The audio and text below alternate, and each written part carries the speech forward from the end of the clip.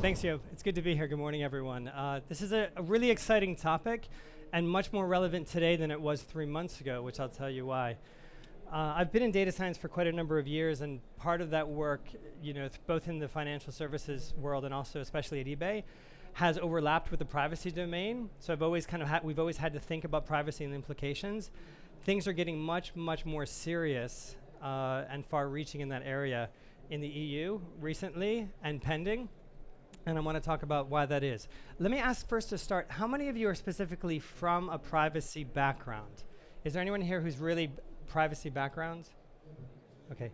Data science? How many of you are sort of, okay. So that helps me kind of steer a little bit more. So I'll maybe give a little bit more emphasis on what's new for privacy as opposed to what's new from data science.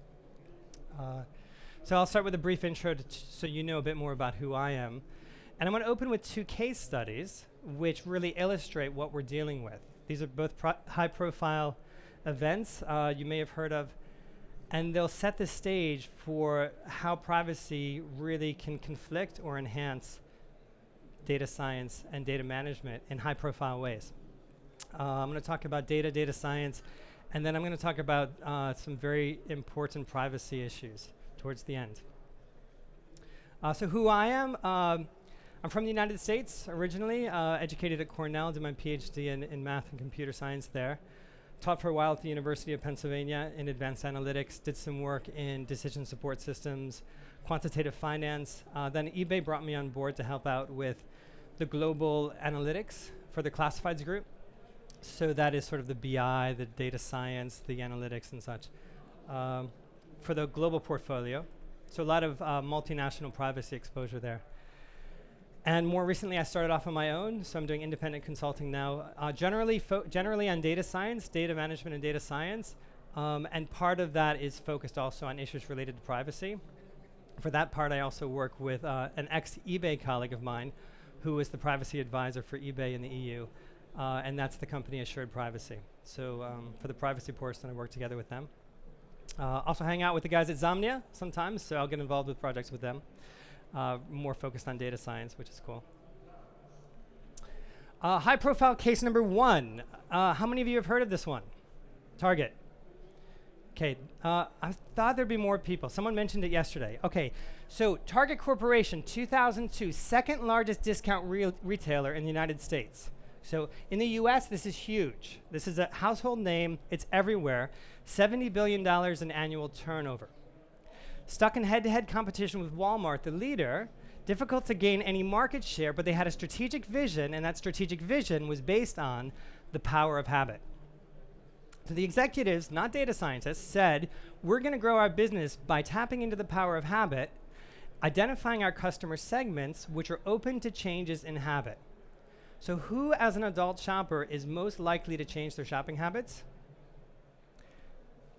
Young couples who've just had their first child. Okay. Target realized if we can identify which of our shoppers are pregnant, we can make millions, literally. And that's what they did. They went to their data scientists. They said, identify for us which of our shoppers are expecting children. Once you tell us that, we'll hit them with marketing and get them to start buying all their baby products at Target. Okay. And it worked like a charm. Fantastic results. The data scientists were able to pinpoint within a very small window, very high accuracy, which shoppers at Target, and we're talking about hundreds or thousands of stores here, which of those shoppers were actually expecting children and when those children were coming. Then they could start selling them, sending them marketing flyers. It worked so well, in fact, that they made national news when an angry father in Minneapolis walked into a Target store demanding to talk to the manager, saying, why are you sending my teenage daughter, who is certainly not pregnant, advertisements for baby clothes? What are you trying to influence her to do? Store manager has no idea, apologizes, takes the phone number. Week later, he phones the father again to apologize. Father's on the phone, very humble and apologetic himself. As it turns out, dear manager, I owe you an apology. Turns out my daughter is expecting, hadn't realized it, stuff's going on, that behind my back. Oh, and by the way, how did you know she was expecting? Because I did it and I live with her. Okay, makes national news, Target's in the headlines. Was this legal or not legal? Perfectly legal. Perfectly legal. All this poor girl did is she went to Target and bought some vitamins, some hand lotion, that type of thing. Okay? Target, in turn, identified very personal private information about her and sent her a flyer regarding that. Perfectly legal, but most people would agree, quite creepy. Question, would this be legal in the EU? Okay, a bit of a trick question. I'll tell you why later. Second case, 4 years later, Netflix. Actually, I just posted something about this on my LinkedIn publication, so there's more information about that here, but I'll give you a quick rundown on what happened here. Netflix, disruptive video technology, fantastic innovation. Okay, started in 1998.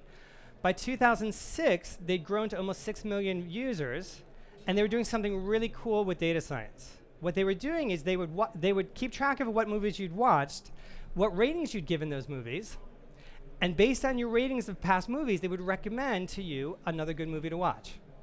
Okay? So this was really cool because not only was it cool machine learning, artificial intelligence / data science, not only was it a cool algorithmic toy, but it was really aligned with the user's interests. Okay? It didn't creep people out, people liked it. People knew what was going on, and they were benefiting from it. So that was really good. 2006, Netflix tried something fun, and they said, let's outsource our algorithm. We've got our internal algorithm, which they call Cinematch. They said it works pretty well, let's make it better. And what better way to make something better than to outsource it, to crowdsource it?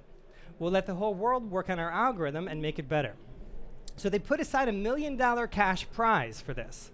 $1 million to the team or individual who could top Netflix's own data science algorithm by at least 10%. Oh, and by the way, they have to release training information for that. Okay, so here's where it gets tricky. Every country and state has its own definition of what's private. Okay?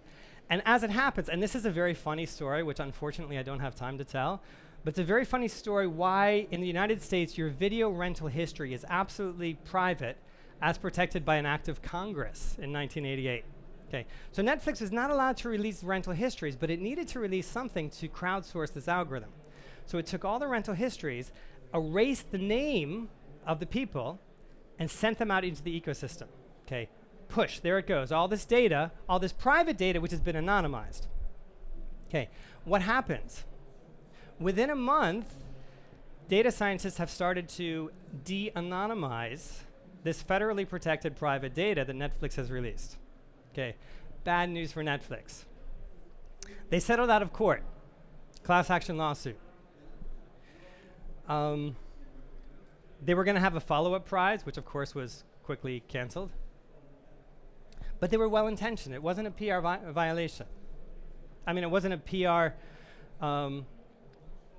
disaster like it could have been for Target.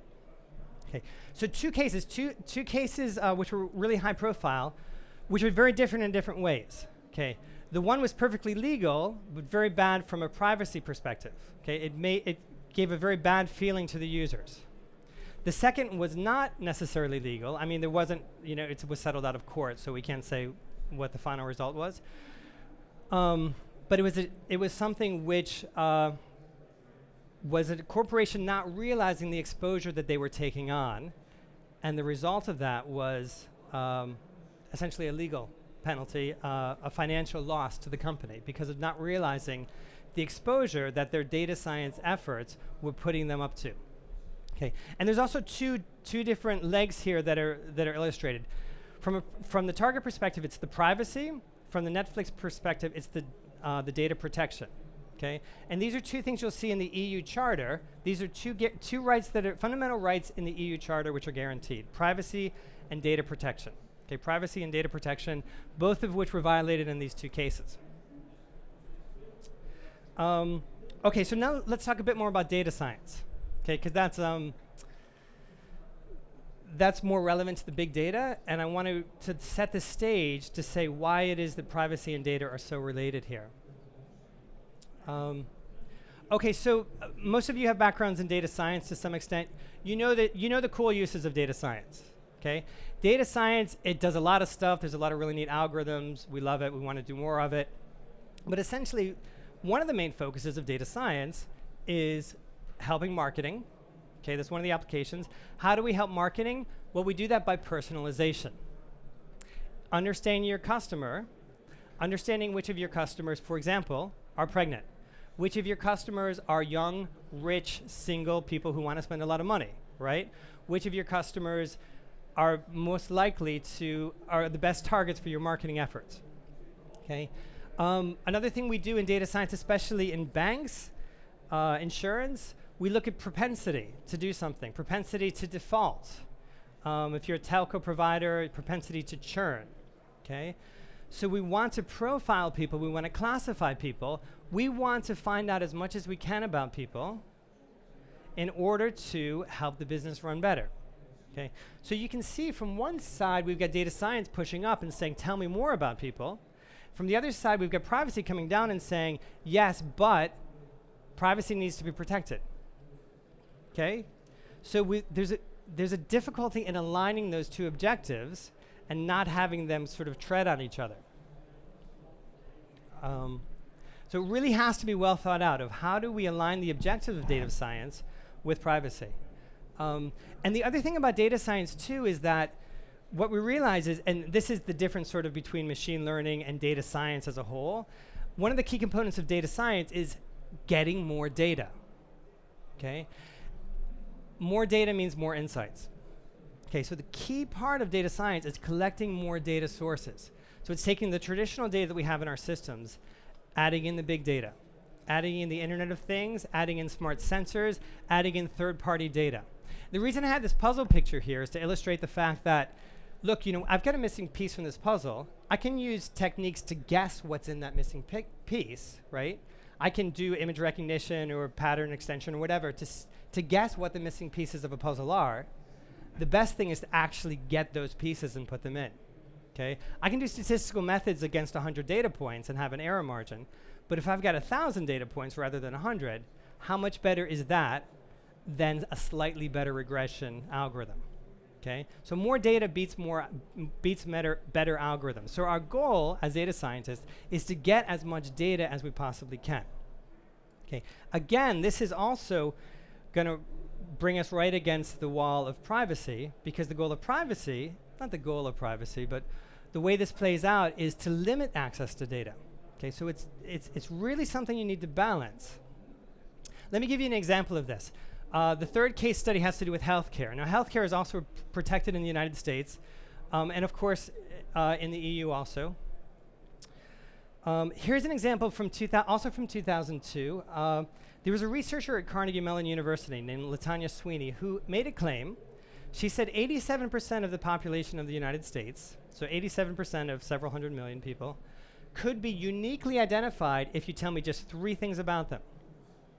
Tell me if they're male or female, tell me when they were born, and tell me their postal code. Now, postal codes in the US are different than Europe. A postal code is, you think, roughly 7,000 to 8,000 people per postal code. So Utrecht would have several dozen postal codes, okay? So she said, if you give me those 3 points of information, I can uniquely identify 87% of the US population. And to prove it, she did the following experiment. The General Insurance Council of the state of Massachusetts kept records on 135,000 federal employees and their visits to hospitals and doctors. They thought, well, hey, we've got all this great medical information here. Wouldn't it be cool if we opened up to researchers? They could find trends and such. So they did what Netflix did. They said, we're going to take these 135,000 federal health records, strip out the names, but leave everything else in, and set it loose to researchers. Okay? So what LaTanya Sweeney did is she used data science techniques. She coupled that information with census data, also released by the government, and she picked out the name of the governor of the state of Massachusetts and identified his health records. Also extremely embarrassing, all using public data. But the point is that what she did is she took additional data sources, she took multiple data sources, and by combining multiple data sources, she was able to de-anonymize data, which had been released and had been thought to be safe, and produce personally identifiable information which was protected by federal law. Okay, so this is the danger, the potential of bringing new data on, and the danger of, as a corporation, not having proper understanding of the risks you have with your data. Okay, so the state of Massachusetts released data. They thought it was all safe. Actually, what they did is they exposed themselves to risk. Now, it was the state of Massachusetts. I think the governor of the state of Massachusetts did not bring a lawsuit against it, fortunately. So they made it a little bit better than Netflix, but still not a great situation. So, okay, now we're looking at data. We're saying more data is more possibilities for data science. So here's a question I have for you. Today, here and now, 2015, October 1st, is it? What are the data sources you have available? Can we just call some out? What's that? Social media. Sorry? OpenStreetMap, okay. Web analytics, yep. So internet data, all the browsing data, yep. Sensors, yep. Yeah, so there's a lot more every day. So of course, the first thing people think about, and the first thing that started getting people worried, was browsing data. And everyone and their grandmother started noticing that, hey, I'm being tracked. Suddenly, if I go shopping for an item one day, I see it advertised 3 days later on a different website for me. How did that happen? Okay. People started getting freaked out because their browsing history was being recorded in ways that they didn't understand. So that's top of mind right now. Or it has been top of mind for the last couple of years. But there's a lot more than that, which is not top of mind in society. Okay, for many years now, your checkout information has been recorded. So that's not new, but it's still there. Okay, your credit card transaction data gives you geospatial check-in points, which can also be used. Okay, your geospatial locations of your cell phone within the accuracy of a cell phone tower can uniquely identify you given 11 data points. Okay, a study was done on that. So just where you're walking with your cell phone with the cell towers will uniquely identify you. Your Wi-Fi, as you walk through a store, is going to uniquely identify you. Okay, RFID chips, which is coming on a $10 billion industry. There's also talk around that, how that's being used to track. It's always been used, of course, in retail, but more and more being used in banking and healthcare. So RFID is another issue. When you're in a store, what's happening? Okay, there's Wi-Fi beacons, which are tracking you, because everyone has a phone in their pocket, most of which are turned on to Wi-Fi, which means your movements around the store can be tracked with Wi-Fi. Small cameras and microphones can also be recording you. As you stop to look at an advertisement in a store, your voice and your face could also be recorded. Okay, biometrics. Okay, this is something, of course, there's the obvious thing about, your fingerprint in your phone, but there's much more than that. Okay, website can notice your typing rhythm. Call center could be recording your voice and analyzing it for signs of stress, signs of dishonesty. Okay, of course, you've got your Fitbit, your heart rate, all these sorts of biometric data, which is also out there. So it's an additional data source which is growing with technology, not as much top of mind. Okay, not as much. You're not going to see the headlines about this as much as you did with the cookies, but it's there, and it's coming more and more top of mind also in the EU Parliament as they talk about regulation. And of course, as a data scientist, you also want to consider it as additional data points for your analysis. Okay. Internet of Things, also a very exciting area, but essentially what this is these are devices that are not moving with you, but they're sending information which is potentially very personal. When did I come home? When did I turn the lights on? Were the lights on dim? Okay. How did I drive my car? Am I a safe driver of my car? Where did I drive my car? Is my toaster getting enough attention? All these things. But there's a lot of potential data which is growing more and more from the Internet of Things, much of which is personal or something could be inferred which is personal from it. Okay. Opportunity for data science, risk for privacy. Okay. Data storage.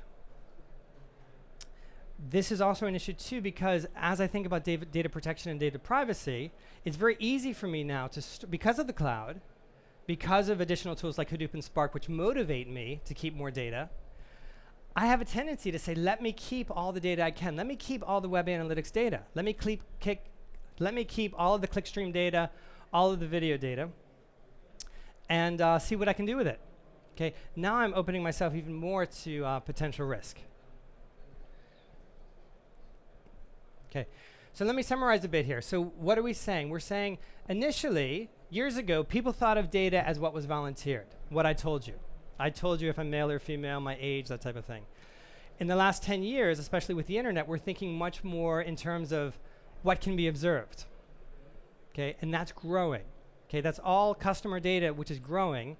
Customers are perhaps a bit less aware of it, but as data scientists, you have to be aware of it. As privacy supervisors, you also have to be aware of it, because it's information that can identify and reveal things about an individual.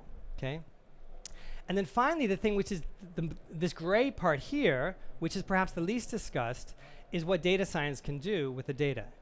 It's the ways that the data science can take data which is not immediately, obviously private, and can start identifying original things about the person, private things about the person, through data science techniques. Okay?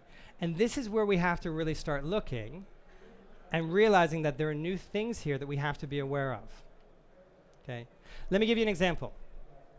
The study was done of several thousand people and their Facebook likes.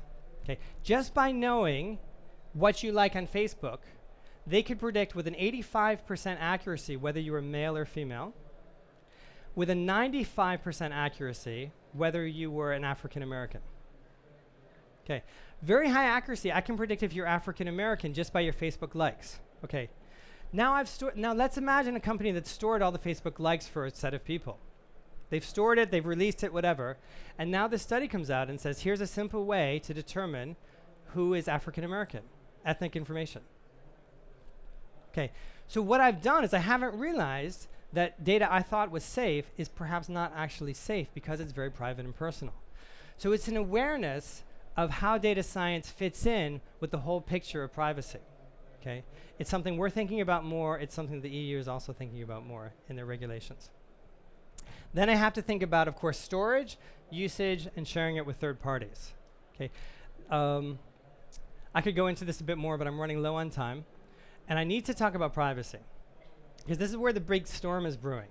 And this is the thing which, this is really big news, what's happening now. Up until now, there's been no central EU privacy regulation. So when I was at eBay, we had to work separately with data privacy issues in Germany, which were different from those in the Netherlands, different from those in the UK. There's an EU directive, but all the member states were responsible separately for implementing and supervising. 2009, the Lisbon Treaty gave the power for the EU to start legislating on privacy. 2012, the EU Commission began debates on coming up with a privacy regulation. This past June 15th, 3.5 months ago, the EU Commission published their general guidance for the what's called the GDPR, the General Data Protection Regulation. Okay, have you heard of this? I'm just kind of curious. Who's heard of this? So why is this big news? This is now, we went from sort of a nice, let me give you advice, to sort of the big heavy hammer, in the sense that the EU now has the power and has created a draft regulation, 200 pages, mandating how privacy can be enforced in the EU. And again, I don't have a lot of time to go into details about this, but the most important things to mention are, one, it's much stricter in terms of how privacy has to be complied with, much stricter in terms of getting consent for use of data, transparency in use of data, and what really gets the attention of a lot of corporations, it provides for a fine of up to several billion euros for privacy violations. So the largest corporations can face a fine of several billion euros. So it's big news. Okay, so the timeline for this to be finalized is the end of the year. It might push over a few months. Once it's finalized, it's got 2 years before it's actually enforceable. Okay, so it's going to make a big difference in use of data, control of data, transparency for data science is going to be a massive, massive issue. And user consent and violations are going to be enforceable with a huge fine, which is really going to limit the amount of risk people are going to take. What's going to happen then? How do people prepare for this? Like I said, it's 2 years down the road probably until it's actually enforceable. But a lot of the stuff that has to happen to prepare for this has to be, you have to start thinking of it now, okay? So you have to start thinking, what are my data assets, and get your inventory of that. And that's not just what data is top of mind, it's what's the dark data I have. Okay, what's the data that I've collected that I haven't even really realized it's personally identifiable? And what data do I have which data science techniques can already de-anonymize? So it's getting an awareness of these other two. Okay? The reason you need an awareness is to do a risk assessment, and also for the principle of privacy by design, which is the foundational principle that says, I'm building things from the start are going to guarantee privacy and full functionality at the same time. So privacy by design is another big topic. There's 7 major points, which I don't have time to get into, but it's to say that this is also something you need to start thinking about now for your roadmap of how you're going to be releasing things, so that 2 years down the road, you're not stuck with something which is not compliant in a privacy matter from a product perspective. Okay. Storage. Okay, where's your data going now? Do you have control over it? 2 years from now, are there so many copies of your data in unsecured locations or unknown or held by people who you don't realize who has it, that you're no longer able to comply with the storage requirements that will be enforced then? Okay, the right to be forgotten and such. Okay, so if you don't start thinking now about where your data is stored and how it's stored, you won't have control over it 2 years from now. Usage, of course, this is the most interesting thing for data scientists. This has got to be transparent, which means it has to have consent, and that's something you have to think about now. And of course, flow to and from third parties I won't even talk about, but you can imagine how that's going to be affected. Moving forward, as I mentioned, becoming aware of your data ecosystem, becoming aware of privacy regulations, auditing your current storage, compliance, user consent, and viewing product roadmaps, pretty much what I summarized on that last slide. So all things to start thinking about today. And of course, start talking with your privacy officer. You know, have regular communication with them. Okay, this is important because you have to open up communication channels. Bring in third-party experts who understand both the legislation that's in play, which is in the process of developing and almost finalized, and who understand the data science and the data implications. Okay, because like I said, you need to be preparing now, because some of the things that have to be changed can't be changed overnight. It has to be a long-term effort, and the consequences are pretty severe for this. Here's my contact information. I'm based, like Joop said, I'm based here in the Netherlands, not far from here. I do work internationally, but this is my base. Feel free to contact me by email, Twitter, and such. And I'll be around actually for a few more hours if you want to catch me. I have to leave at about 2:30, but I'll be around for a little while. Thanks very much.